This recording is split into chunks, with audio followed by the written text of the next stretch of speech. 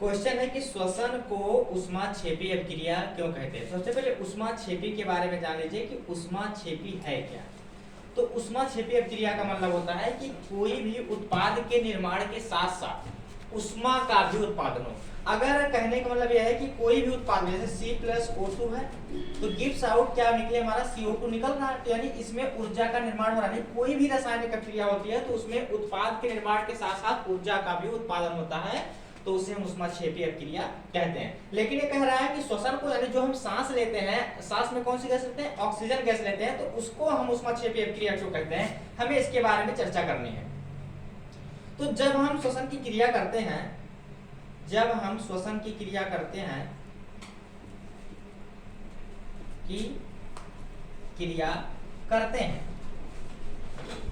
जब हम श्वसन की क्रिया करते हैं तो हमारे शरीर की कोशिकाओं में, तो हमारे शरीर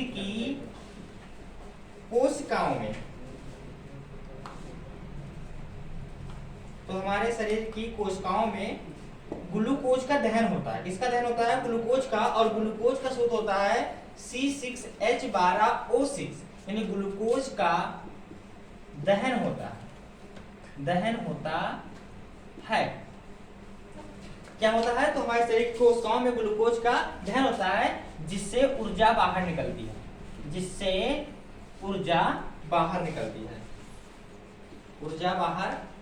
है, और हम दैनिक जीवन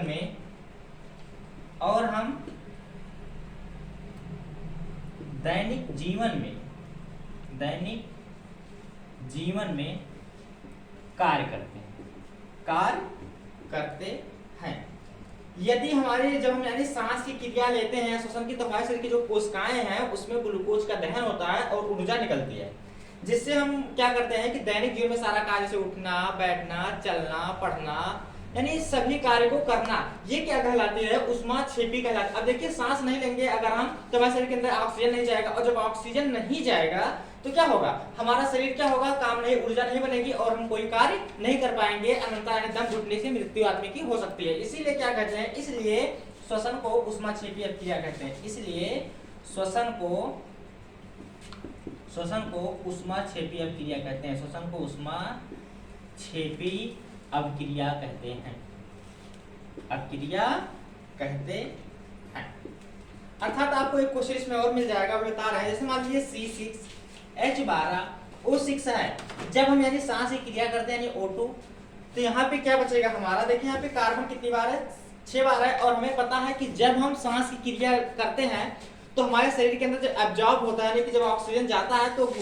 जब शरीर की कोशिकाओं में दहन हो जाता है तो वहां से कार्बन डाइऑक्साइड गैस निकलती है, तो यहाँ पे निकलेगा CO2। अगर यहाँ पे CO2 निकल रहा है तो यहाँ कार्बन 6 बार है, तो यहाँ 6 से क्या कराएंगे, गुणा, तो यहाँ भी 6 से क्या करा देंगे, गुणा करा देंगे,